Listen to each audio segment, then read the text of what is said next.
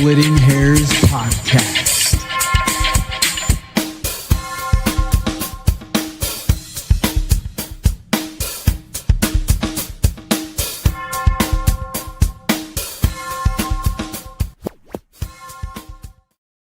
Welcome to the Splitting Hairs Podcast. This is a special Wednesday evening edition brought to you by our friends at the Wild Hair, of course. This week's episode is brought to you by the Wild Hair, as all episodes are, your headquarters for the Interstate Series Showdown. That's this week. If you hadn't heard, the Jacks are hitting the road to Vermillion, but Jackrabbit Nation will be rocking right there at home at the Wild Hair. If you're not making the trip south, it's the best spot to catch every snap of the Jacks versus Yotes rivalry. Happy hour every day from 3 to 7, all day happy hour on Sundays and Tuesdays, $3 Wild Islands on Thursdays, that's tomorrow. $10 domestic buckets and $22 seltzer buckets during every Jacks football and basketball game. They'll have the sound up, the screens lit, and the drinks cold as SDSU looks to keep South Dakota blue. So rally your crew, rep your colors, and make the Wild Hair your game day HQ. Because whether it's your home or away, Brookings bleeds blue. The Wild Hair Brookings, proud title sponsor of the pod. So with that, I'd like to introduce our guest, Mark Wendt of the Howling podcast and alum of USD. Is that correct? That is not correct. I'm an alum of U.S. Navy and never made it back to college. So amazing. Never stepped foot in a classroom at USD. Well, that's cool. What turned you on to USD? Are you a native Vermillion or just? I grew up in Mobridge, South Dakota, which is north central South Dakota. And when I was a little kid, my dad took us to one football game a year, and he called it the Civil War, and it was red versus blue. And then as a little 5-6-year-old kid, I decided that a coyote would probably beat a jackrabbit 9 times out of 10, and so that's kind of the genesis of my fandom. That's awesome, man. Well, that's cool. You got to start somewhere, and it's cool that football kind of gravitated you towards that. I imagine that's the sport you're referencing, and you also cover other sports now, right? With the Howling podcast. Yeah, we cover everything. If it's got a Yote logo on it, we like to cover it. And I always tell people when we do interview someone from a lesser sport, be it softball or something like that, those kids care just as much as Aiden Bauman on the football team does. Like they want to win, and it's great to get to know them. That's awesome. Yeah, it's great to just boost the signal for any program in the FCS. Obviously, a lot of the FCS programs are coming from smaller markets than your traditional FBS ones, or the ones that also at the FBS level come from small markets. They have a history of momentum behind them and have kind of been able to, work their way up into those ranks. So I always find it much more of a draw to the subdivision as a whole when more people share the deep cuts from their universities that they champion. So that's awesome. So you went enlisted in the Navy, officer. Obviously, you were enlisted, right? I was enlisted. My dream was to get a basketball scholarship out of high school. That didn't come, and a Navy recruiter called me one day, and I just thought to myself, I have no idea what I'd want to be when I grow up, what I would major in if I went to college. So instead of spending my parents' money, I decided to join the Navy and did 6 years in the Navy. So glad I did it. Respect, man. What did you do while in the Navy? Believe it or not, I operated a nuclear reactor on board an aircraft carrier, the Dwight D. Eisenhower. So how they let me do that or allowed me to do that is pretty crazy. Well, that's amazing, man. So did you develop or parlay that into an engineering background nowadays, or? Nuclear power has a lot of red tape. And I didn't enjoy that part of it very much at all. So I kind of went more of the electronic and electrical part of it. So that's where I've been working most of my time since the Navy. That's cool. Well, I figured maybe you could, dive into DAC and become a South Dakota State fan, like there's still time. We can maybe convert you. I don't know if my tattoos will come off, but there you go. Hey, I got some too. Hey, we're repping it. Right on. But it is funny speaking about the football programs here. So when I was trying to send you the invite, I forgot one letter, D. I know there's a "that's what she said" joke in there somewhere, but more specific to the programs. Obviously, you guys played a little bit better D in recent weeks and were able to knock off UND. Talk a little bit about that and what you expected to see in that game versus what you actually saw on the field. I'm probably a bad fan, and I told several Yote fans this, so I'm not breaking too many hearts, but I did not expect the result that we got last week. To be perfectly honest, I was rooting for it. I didn't expect it. Our offense had struggled to score so much. And like you mentioned, the defense came and helped out with a scoop and score, and also got a punt block for a safety, which kind of helped the offense and the total score and get to a point where we were ahead at the end of the game versus UND, and really for most of that game felt like we were in control. Kind of felt like last year a little bit for 3.5 quarters. Yeah, I mean, and UND was rolling in. It was at USD, correct? Yep. Always better to play them at home because Grand Forks is a tough place to go up and play. It seems like there's some weird mojo in that building, and there's always some weird calls, or the game goes a little bit, awry at some point for the opponent, no matter how good they are coming into it. So nice to get those guys at home. And then obviously, they had a ton of run that they were getting nationally to be highly ranked. And, they were creeping up there in the top 10, and people were starting to hear rumblings of them maybe being the best team in the Valley, considering how they played K-State. And it just goes to show why you got to bring it every single week in the Valley, where I have a ton of bias. I'm not sure about yourself, but I think it's head and shoulders above most leagues in the FCS. Yeah, for sure. I don't think maybe Murray State right now is down, but if you don't bring your A game, you're going to find yourself in a fight that maybe you didn't expect necessarily. But yeah, definitely, I think they say the SEC of the FCS. I think that's a true statement year in and year out.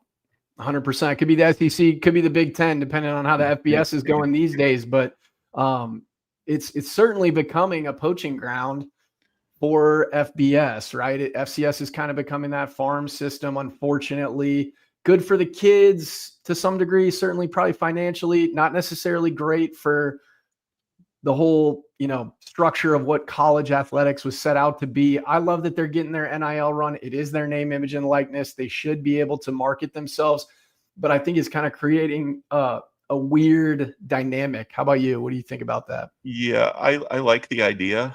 I think the lack of guardrails that the NCAA has put into place is what disturbs me most.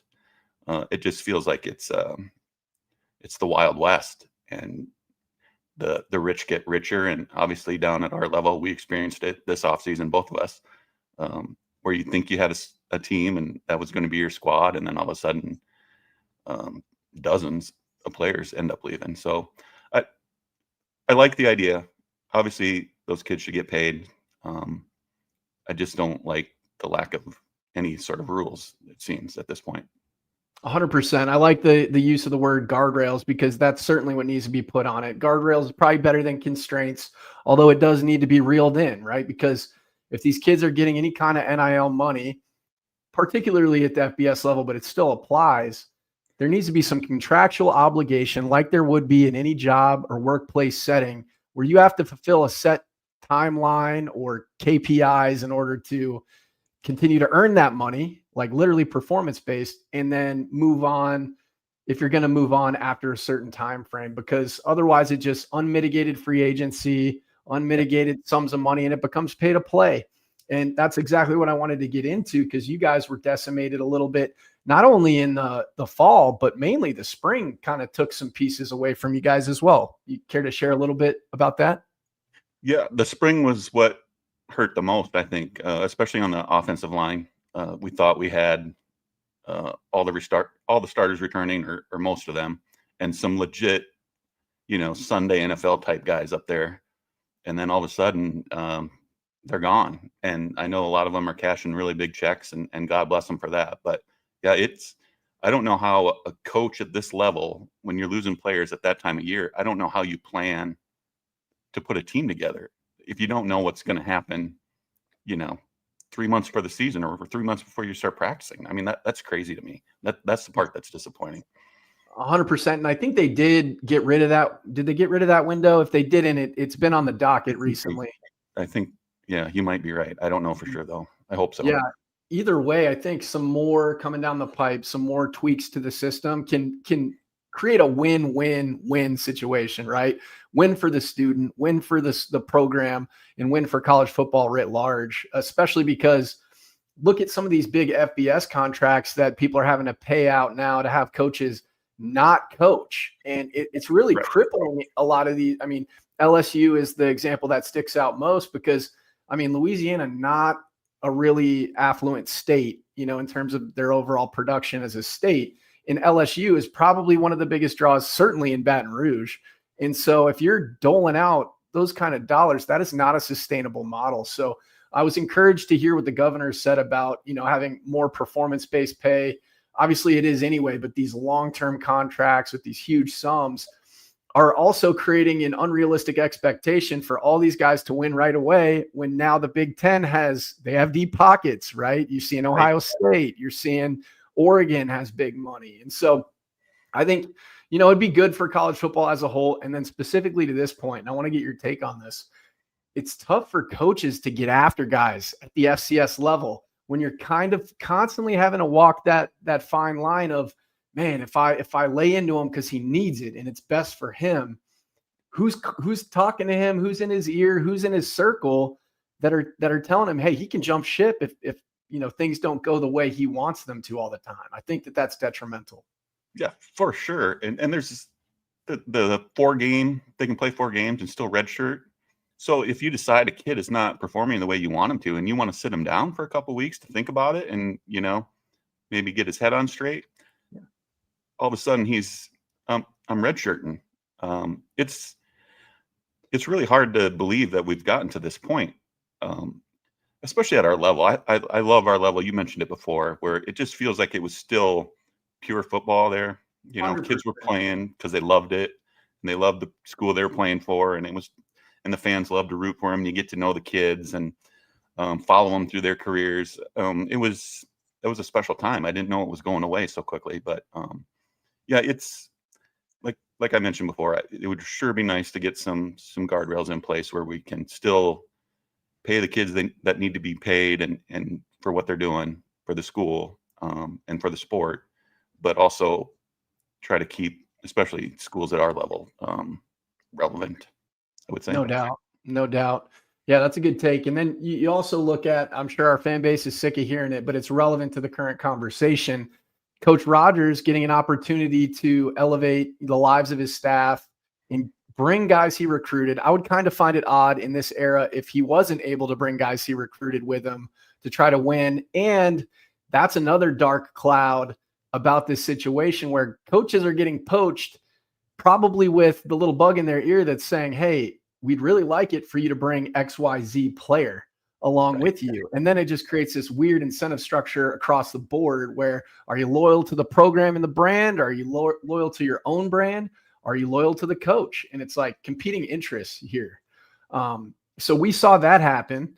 Coach Jackson is the right man for the job for us to do the rebuild. And to be honest, he really kind of put a roster together overnight. And I mentioned it in some of our blog posts on Substack that us starting out 7-0 is kind of, it wasn't a shock, and it just, I don't know, it was expected by a lot of the fan base. I think we were certainly elated and head over heels, but I think it gave shocks of the old where we were dominant and just able to line up and roll through a lot of the competition. And we just don't have the roster, the depth for that anymore, considering the job he did do, bringing guys in overnight, getting a lot of upper class transfers and things like that. And, similarly, you guys are in the same boat. You had an OG, Bob Nielsen, retire.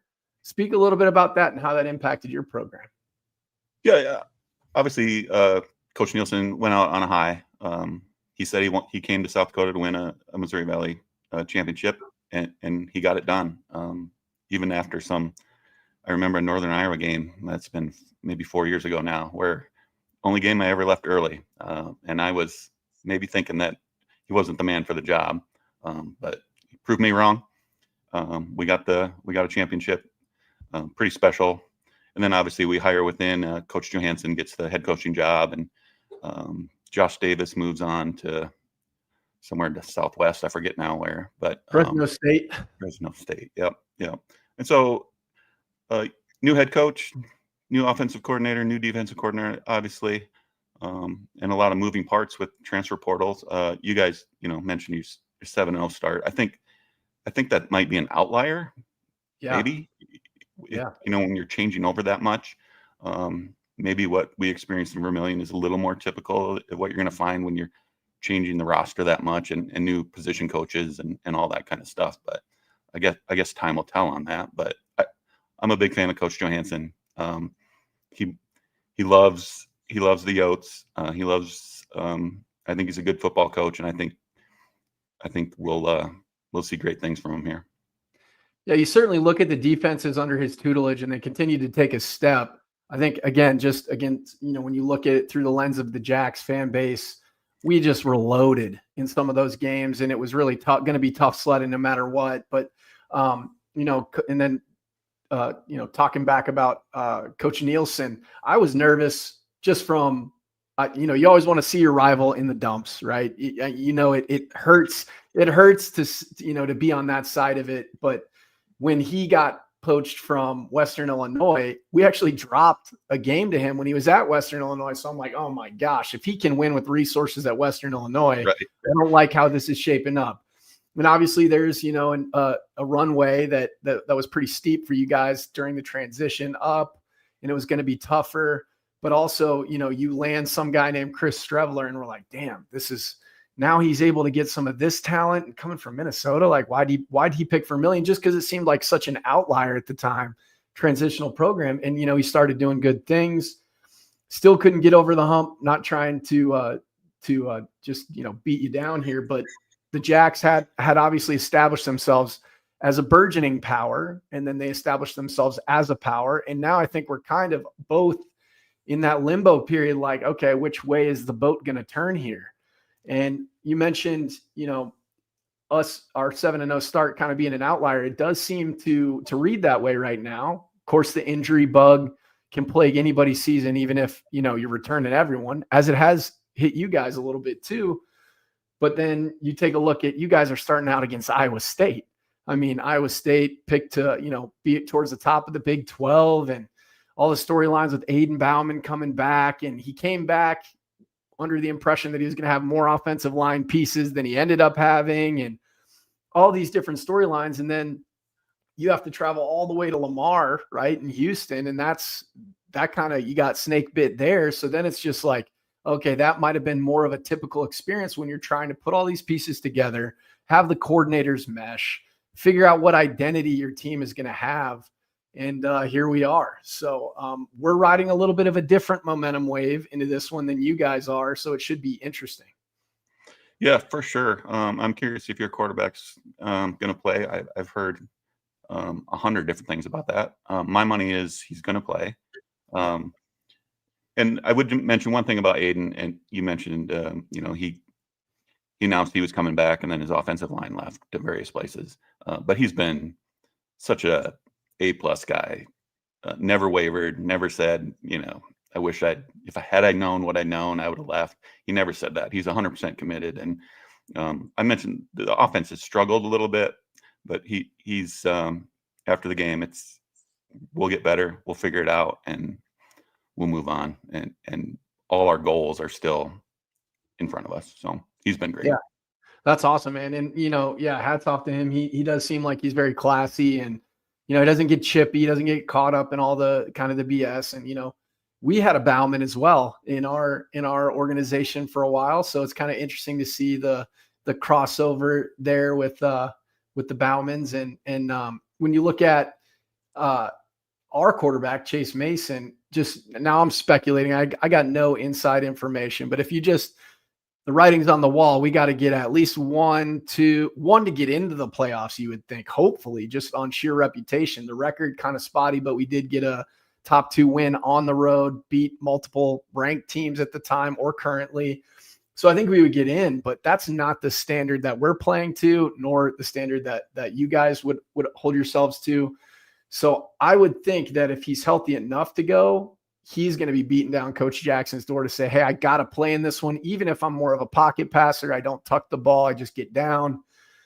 But that being said, I don't know what the injury was. If we speculate if it's an ankle or if it's like a foot thing, that's like 2 to 4 weeks sometimes to get back to. And then you're playing on a hard surface on the turf. So, there's a lot of question marks, I would say, going into it. But if I were a betting man, which I don't bet on ball because it just would not be good, I'm going to say he's rolling out there. All right, that's kind of where I'm at too. Until further notice, until I see something different. Yeah, I think he'll be out there. I know for sure he wants to be out there. Oh, for sure. Yeah, he wanted to be out there in North Dakota State for sure because the showing hasn't been great. Like I mentioned about the D didn't seem to really be able to get it done at points in that game. And I think some of it might have been, I don't think it was scheme driven. I think that some of the calls were really good. Just, adhering to your responsibilities, making sure you keep contained. And you got to call a spade a spade. Cole Payton is playing at a different level. Like he is a special player. And I mean, you guys got to see that as well. Oh yeah. Yeah. Some of the runs that he made in that game, some of the runs he made against us, it's just like, man. Yeah, he's legit. Yep, and also a lefty. So your defense knows how to track those balls coming from a lefty, and it just doesn't matter if he's putting them in the right spot. So it'll be interesting to see because talking about the matchups lately between South Dakota State and the University of South Dakota, last year was a double overtime thriller, and really, I thought the ball was bouncing your way heavily in that one, and I was like, oh man, we're about to drop consecutive weeks. That was when we had to run the gauntlet. You guys did too, of all the Dakota games mashed in there, which seemed ridiculous to the schedule. Yes. But now we got some breathing room in between, and we dropped the ball last week, which I want to forget about. So hopefully, no matter what happens on Saturday, the game is highly competitive and crisp, not a fumble fest like we've seen. Well, I didn't watch your game last week, but looking at the stats, it's hard to figure out how. It just goes to show sometimes the stats don't tell the whole story. But looking at the stats, it was like there's no way that you lost by double digits. It just didn't seem possible by looking at. Well, you mentioned block punt and a safety that you guys had last week. So we first kickoff that we had after kicking a field goal, they housed it. And our offense was moving the ball all over the field. But when we would get into plus territory, whether it was shooting ourselves in the foot with, center or guard stepping on our QB's foot, and then we're in second long, not second and manageable, just things like that. And when stuff snowballs, it really snowballs sometimes, especially with a redshirt freshman quarterback. I will say this: our offensive line needs to play better, or USD likely could have their way on Saturday. So they need to step it up. And 11 sacks, 11 and a half tackles for loss, 5 sacks rather, we surrendered. So now Indiana State does have a decent defensive front, but that's not the standard again. So we'll see. But in that game last year, I mean, obviously completely different makeup now, but you guys got your main quarterback and he made some big plays in that one. Is he poised to do the same in this one, do you think? I think the last couple of weeks we've seen flashes of last year, Aiden Bauman. We've taken some deep shots, which was something, regular fans like me were discussing around the water coolers on Monday mornings at work, trying to figure out why we weren't trying to go over the top when we're running the ball so well. We've finally seen a couple shots the last couple of weeks and connected on some. So I think it's there. I don't think we've seen the full, Aiden throwing for 280 and 3 touchdowns. We haven't seen that yet. Hopefully that's Saturday. But it's in there, and he's got talent around him, and he's had, some time to get used to the boys blocking up in front of him. So time will tell. We'll see. How about playmakers? I know last year you guys have had a tight end who was pretty special. And this year, what are we starting to see? I know you got one really special receiver that I can Lorenzo recall. Fenner. Yeah. Yep. Averaging just about 25 yards a catch. He only has 24 catches on the year, but 7 touchdowns. So when he does get the ball, he's, downfield. And like I say, we've targeted him a few more times this last couple of weeks, over the top type throws. So, and obviously running back LJ Phillips Jr. Right. It's crazy to think that he would have been the backup. When Charles Pierre went down at Lamar, obviously Yo fans had a lump in their throat thinking, not great, but LJ has been absolutely fantastic. And last week, I think he had 104 total yards, and everyone was like, so game for pedestrian day for him. Yeah. yeah. Yeah, and we've had not experienced that currently. Like we had, obviously RBU gets thrown around because we have running backs who've made hay in the NFL. Currently, Isaiah Davis, they were on a bye last week, but the week before that, he had like 46 through the air. He had like 70 or 80 on the ground for the Jets. And so currently our roster is loaded with young guys. We did get a transfer from the Patriot League, which is a little bit different. They're starting to see that is not the same football. Your reads are different. I mean, same reads, but the complexion of the play might look a little different because the timing is a lot more sped up in the Missouri Valley relative to other leagues. And so we're still waiting for that next man up mentality where it sounds like you guys with LJ Phillips are in good hands on that front. Yeah, it's been remarkable. Dante Warren, the running back coach, has been phenomenal. That room has been stacked for 5-6 years now.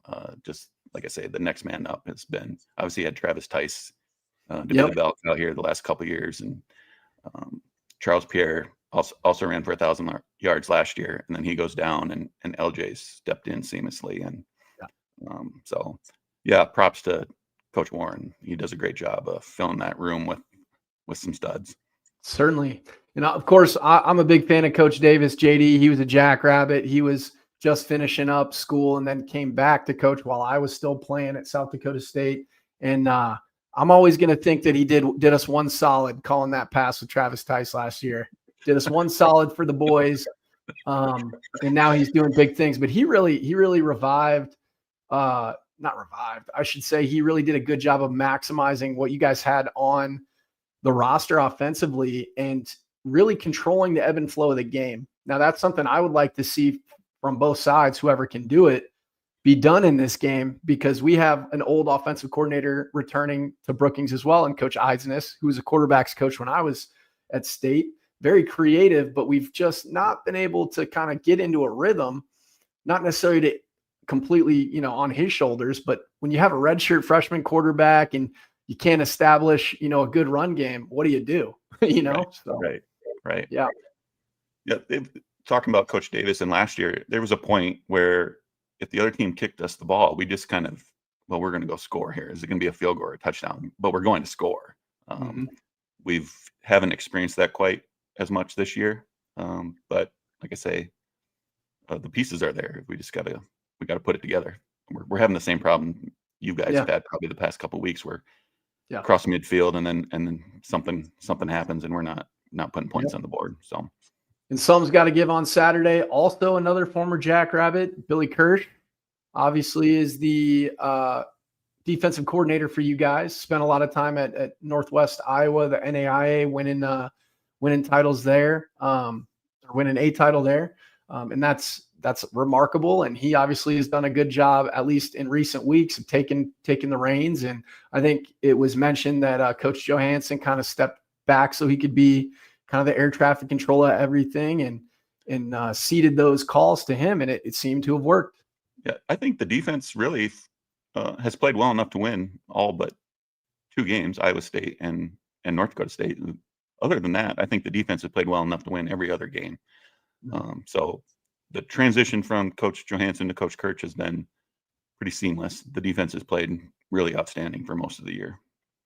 Yeah, and likewise on our side of things, when you look at our defensive production outside of North Dakota State, we're hovering around that 14 points per game mark, getting some healthy sacks, certainly winning the turnover margin by miles.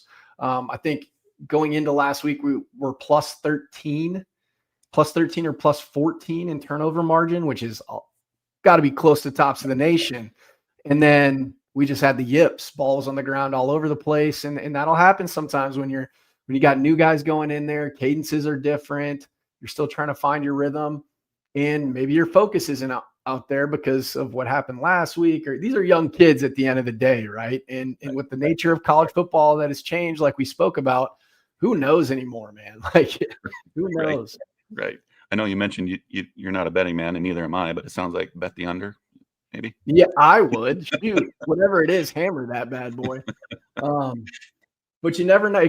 We could be totally wrong, and it's a point explosion. That's the way the game goes, especially at the FCS level, I think, because, clean football sometimes, especially with young units out there, can be an anomaly if you get a fully clean game played, especially when we look at special teams. It looks like you guys have had some hay in special teams, and we have now our kickers starting to build more and more momentum again, but he's kind of, he came in last minute. Be tough for anybody to come in literally last minute into camp and get an offer. And the kicker that we lost was doing really well. I think he'd only missed one on the year until last week. So it's like, you see that stuff and you're like, the what ifs start to creep in from a fan perspective. Right. And I know your fan base doesn't care for it, but I'm going to be thankful for a dome on Saturday. Sounds like the weather is going to be not pleasant. So yeah, I was talking to Fritzy, my buddy, and that's what he was saying. It looks like they're supposed to get quite a bit of either frigid or you guys getting snow.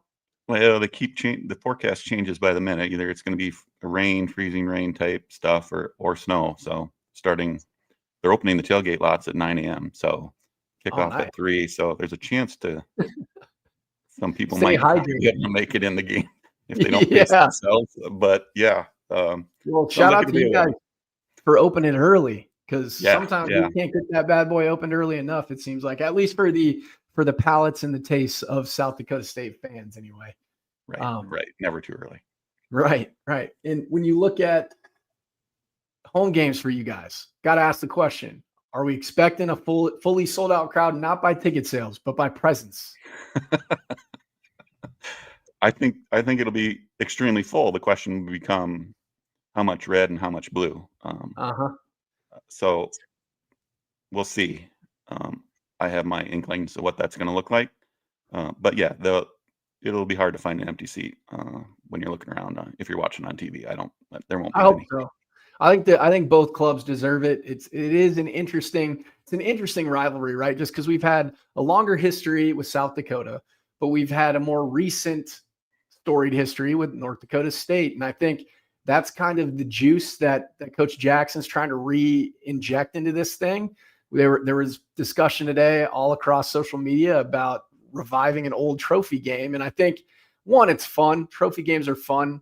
It does seem like there's a ton at the FBS level, and maybe not every game needs to be a trophy, but this would only be our second.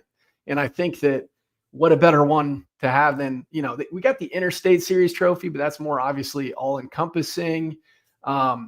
Something cool. What would you think? I mean, you've been to, in that area for longer than I have. What would spark your intrigue? Well, I'm curious. There was talk after the Hail Mary game about the little brown jug. I think that's what they call it. It's definitely a little jug. I don't know. I mean, that seemed like a really unique trophy. Obviously, I've heard people, models of the first state capitol, or I've heard various ideas. I kind of would prefer something simple. Yeah. Dakota marker, giant rock, cool. Yeah, exactly. Yeah. Keep it simple, keep it meaningful, and start carving scores in that thing. And let's go. I'm all for it. Like you say, obviously we're trying to get to the sustained level of upper echelon that you guys have experienced for a number of years now. And obviously everyone gets excited about this one game, but I would hope for my fan base that we would get excited about next week's game too. Oh, of course. And kind of maintain that level of excitement for each and every game, not only obviously the in-state rival, which everyone gets excited for, but for sure. You got to start somewhere. Yeah, you got to start somewhere, and what better place to start than right now and moving forward. And I think, we've always had some pretty good turnout. We did have some really good teams that it just seemed like we couldn't average more and more attendance for some of the best players probably to ever don the blue and yellow, and Dallas Goddard, Jake Winicky, Zach Zenner, some of those. A lot of it had to do with facilities. A lot of it does have to do with the inclement weather that you can experience sometimes. But, from a player's perspective, that's advantage home team, right? When you have to experience those elements, but maybe not the best for students who are, traveling home on Thanksgiving. But we've seen a massive turn of the tide on that from our fan base. And lately we've averaged tops of the valley in terms of attendance, even above NDSU. So it can be done. I think titles definitely help that. And you guys were out in the semis last year. I know you're chomping at the bit to try to go even further. And we're just right in that boat trying to maintain what we've been. So I always tell people that maybe don't go to a ton of football games. Maybe they go to one a year and it's going to be Saturday. But if you just go to 3 or 4 and you learn the names of, who number 5 is, who number 12 is, right. I don't know how you don't get a little addicted and want to see how those kids do over the course of the season. That's how I came to be. And that's why I go to softball games. And yeah. So if you just get out to a couple of them, especially at our level, I just don't know how you don't fall in love with the sport and with your team. Well, and especially since you guys got indoor facilities, right. You can't make an excuse about the weather. Maybe traveling a little bit, depending on where you're coming from. But, you also take into account the fact that how many other things are there to do where you can really get that energy boost, the high, like you can get at being a part of a game with your buddies or your college buddies or, your coworkers or your kids. Like, there isn't that. I love South Dakota, but there's not that much else to do there than watch the university sports. That is the NFL. And the other great thing, and maybe Brookings experienced this as well, I don't know, but the great thing about Vermillion is you can root for the kids on Saturday or Thursday nights whenever we're playing. And then if you're downtown grabbing a bite to eat, sooner or later you're going to bump into them, and it's really cool. And 99% of them are more than happy to introduce themselves and shake their hand and get a picture with them. And it's just the 12-year-old in me absolutely loves it. I'm still a 12-year-old kid rooting for my favorite team, and I absolutely love everything to do with the fandom that comes with that. And Vermillion is, and like I say, maybe the other Missouri Valley teams experience it as well, but you run into them. Yeah, the town's too small not to, so it's really cool. Yeah, I mean, every fan base needs that kind of a perspective to where they're a part of it. They help. Because games aren't that cheap nowadays. Everything's getting expensive, so it's harder in dollars going to be able to attend. And then when you do get a chance to bump into them, because the communities are very accessible, right? And not like you would see at like a Minneapolis, right? Or name your Big Ten school. It's not really like you're going to bump into them because there's a lot of other options to kind of not be in the limelight as much. So it really is a treat to be able to have that access. Yeah, 100%. I wouldn't trade it for anything. Yeah, especially since you got kiddos, right? Yeah. How many kids do you have? I have 3 girls. 3 girls. There you go. What are their ages? 15, 10, and 8. Well, there you go. So they can all experience it a little bit differently based on their age and different sports. Do they have a favorite one that they like at USD? They're volleyball fans more than anything else. And it seemed like this year there's been a lot of football game at noon or 1 and a volleyball game to follow. So it gets to be a long day for them when they are itching to get to the volleyball game, but we got to sit through a football game first. But for sure, they're my kids and they're going to have to tough it out. So there you go. I love it. It's good. A little patience, pack your patience, as my wife says. And we have 2. We have a soon to be 14-year-old and we have an infant. So we're gonna expose him to it. I'm not gonna usher him to be a fan, but he will know what we root for sure. She's a TCU grad, so we're heading to TCU this weekend. So I'll be watching the Jacks game while TCU is playing. So it'll be pretty interesting. Nice. Gotta give her some run too. Can't just be all about the Jacks. But But to that point, so there's been a little bit of rigmarole this year with how people use or misuse social media. And I'm sorry that you had to go through some of that stuff. Do you want to kind of highlight what went down? And I know you've done it before, but just to kind of reiterate.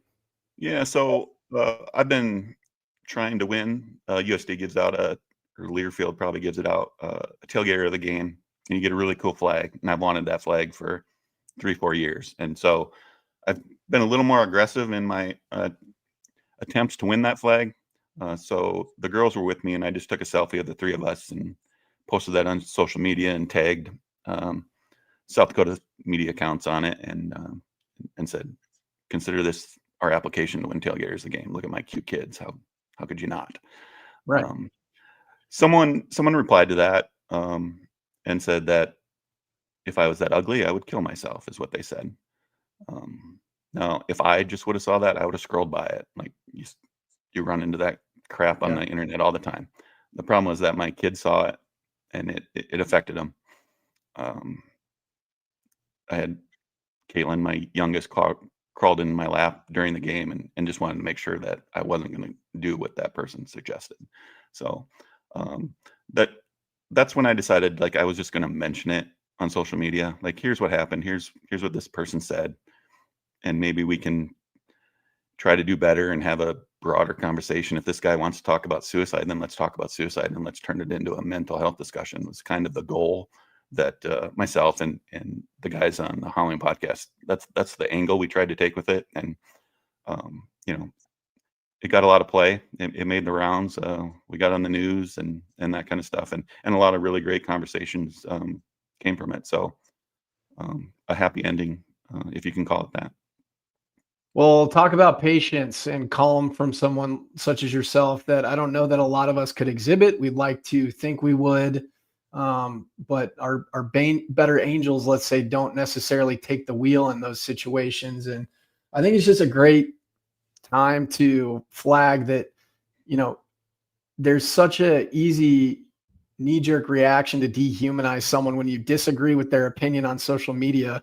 And there's that added layer of cowardice when you have anonymity behind it. And I think people forget, like, people in South Dakota, maybe this was a South Dakotan, who knows who it was.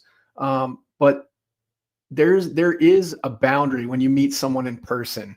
Right. And there's that boundary line that you don't cross, because there's always that impending threat of possible physical escalation. We'll put it that way. And I think people have just lost their way when it comes to that, because they would never say things person to person, man to man, that they would when they feel emboldened to do it behind screens. And regardless of that, I think the way that you're able to leverage the situation to highlight a real problem, and this is men's mental health awareness month that we're in here. It seems like every month is a thing now. But I think it is a good call out to the fact that men do struggle with a lot of these things. And you're a dad. You saw that. You could have gone one of many ways, but you leveraged it. So as you've experienced like the outpouring and things like that, how has it kind of reshaped your perspective? Has it changed how you utilize social media? Has it taught you anything new? Well, I mean, I think it has. Like, I think I would be more careful. I told the girls when I took the picture, we were going to go viral. So that's the only reason that they saw it, is because they were checking my phone to see what was. So I think probably be a little more careful about when you're handing the phone over, especially on, maybe this week is not a great week to post a picture and see who's commenting on, just based on some of the people out there. Right. But I think the point that you made about that line being completely gone on social media, where people feel emboldened to say anything. I think it's good now and again to bring that to light and say, here's what this person said, and here's what's happening, and how do we be better? And the second thing is, I don't know who the guy was at all, but I don't want him to be. I'm glad we didn't figure out who it was, and we didn't call him out. We didn't call where he worked and all that stuff. Like, I don't want him to be punished for a stupid thing he said on social media 3 Saturdays ago. Hopefully he learned his lesson and has moved on and is, behaving on social media a little bit more. But yeah, I don't think we're going to make it go away by calling it out, but I do think it helps every now and again to point it out and like I say, have these discussions. Sunlight is great disinfectant for things like these. And I think the best then hopefully we can hope for is sheer embarrassment. Like, because that person has to live with that at the end of the day, and they know who they are. So if they have, unfortunately, that kind of sociopathy, probably maybe they didn't, but we can hope that they did. And I think you have a lot more grace than certainly I do, my friend, because I don't think that I would say I don't want his life ruined. If someone said something like that about my kids, I don't know. My teammates could maybe weigh in on that. I don't think it would go well, but I'm trying to turn a new leaf too, because it's just, no, I certainly didn't come to that conclusion immediately. There was some it took some time to get there, but yeah, no, for sure. yeah.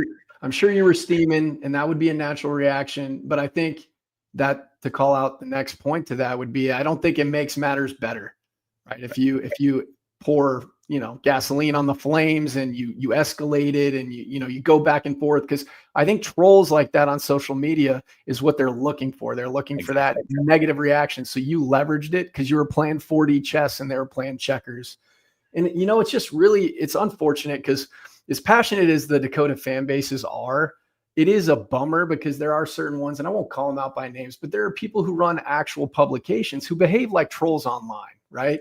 And it's okay to say certain things like, just for reference here, like, hey, we've got 2 of these, you guys don't have them. That would be appropriate trash talk, right? And 100%. you could come back and say, hey, how about you play a little Hail Mary defense to, next time, things like that, and pour salt in the wounds that way, but not drive a dagger in, right? Because that doesn't help anyone. So yeah, the rivalry is awesome, and there should be some back and forth. Yeah. But like you say, there is a line there, and that line should stay there because it's there for a reason. But everything else, yeah, that friendly banter back and forth, that's what makes it fun. Yeah, 100%. And as long as we keep it real and we don't degrade into the personal ad hominem attacks, I think that's when it kind of strays into that territory where it's like, okay, we need to rethink how we're using the medium. I think that's a great boundary or guardrail, to use your word again, for our kids. They shouldn't be on social media for a long time, well into their teens, maybe even if then. That's my take. Certainly not on X. It's a cesspool. There's different versions of it. There's the politics, which why would you? There's the sports, which can be as tribal. But all in all, sports is relatively light, I would say, except for, diehard fan bases and some of these troll accounts. So I would say definitely don't show your kids at certain times of year. That's a great great little rule of thumb. And I've always told people, like, obviously our fan bases hate each other, right? We don't like each other. But if some natural disaster came ripping through South Dakota next week, we would all be there, chipping in to help out however we could. So we're really the same. We're just rooting for our team as hard as we can. We just happen to be rooting for different ones. So which makes it way more interesting than if we were all rooting for the same team. Way more interesting. And you've seen that play out time and time again with various floodings of rivers and different, tornadic activity that comes through the zone. And I mean, that's one of the things that I tell people. I'm now here down south, but I've spent time living in Minnesota where my family's from on my mom's side, and South Dakota was one of my favorite places to live just because of the people. Right, and that's what everybody says when they come to Brookings. I'm sure they echo those sentiments about Vermillion, just like the wholesome camaraderie aspect of it. Your neighbor will literally give you clothes off his back, because how else would they have survived this many hundreds of years on the prairie during winter without it? Right. Exactly. So, yeah. So I think that's a great lesson, man. And again, just hats off to you for that. Bringing it back to game time. Hopefully we can keep it, fun, competitive, banter back and forth. But, we did have some incidents during the Hail Mary game where flags are stolen, and just, you can't control everybody and you can't weed out all the bad, but let's try to keep it classy. Right. No, 100% agree. Yeah. And this one's going to be aired on ESPNU, I believe. Correct. So I don't know how I feel about that. I think that's kind of like a token achievement for us to get airtime on ESPNU, because you can't even rewatch the games like you can on ESPN Plus. So right. Yeah, I agree. It's always when on the U's, it feels like a consolation prize of some sort. Certainly. Is it a 2:30 kickoff? I don't have it pulled up. 3 o'clock. 3 o'clock kickoff. Man, that is an early tailgate opening. That's excellent. Good for you guys. So, like we tell people who go to the Wild Hair, our title sponsor for the pod, make sure you're responsibly wild. So get wild, but be responsible while doing so. And Mark, do you have any? We usually do kind of some players of the game predictions and kind of score predictions. Like we said, we should probably hammer the under if we're going to pick. I think I would. So do you have any? Player of the game. I'm not going to go against my team. I'm going to say Aiden Bauman has a big day. and the Yotes win 27-24. 27-24. Okay, interesting. We should be able to, I would think, let's see, offensively, I'm going to go offensive and defensive. So typically offensively, I'm very biased towards the run game. I think in order to win titles in the Valley, you got to be able to do at least 59 to 41% run. But that being said, who knows how it's going to play out depending on who takes snaps. I'm going to give it to Josiah Johnson. He's been a hot hand, young running back, showing a lot of promise. I think he's going to get more run. Could go to James Basinger, but I'm going to go that route. And I'm not even going to qualify it. If Chase is in, I think it's Chase or Bauman. Those are the two that I would go with, the leaders of the pack and the leaders of the Jacks. So defensively, I'm going to go with, I do think the secondary is going to be stressed, and I do think our corners are going to have to step it up. So I'm going to go with Jaden Oliver, transfer from Buffalo. He's had some good action this year, good run, but we had a little bit of coverage breakdown last week. So I'd like to see him get off the schneid and improve in that department. And what was your score prediction? 27-24. I like that one. It's probably the over, actually, when I think about it. But I think it might be. I'm going to go 23-17 Jacks. So it's where we'll leave it. It'll be fun either way. Again, thank you for all you're doing to boost the signal for the FCS. Shout out to the Howling Podcast for just covering all sports. Number one, I feel like I would be doing a disservice because I'm not local on the ground enough to cover those other sports, the Olympic sports and hoops and stuff like that. But we definitely get a lot of good football coverage here, and keep up the good work. And again, shout out to you for flipping the script on an adverse situation. Yeah, I really appreciate you having me on. Safe travels to everyone coming down from Brookings tomorrow. I don't know what the weather's going to look like, so or Saturday, sorry, but yeah, be careful, stay safe.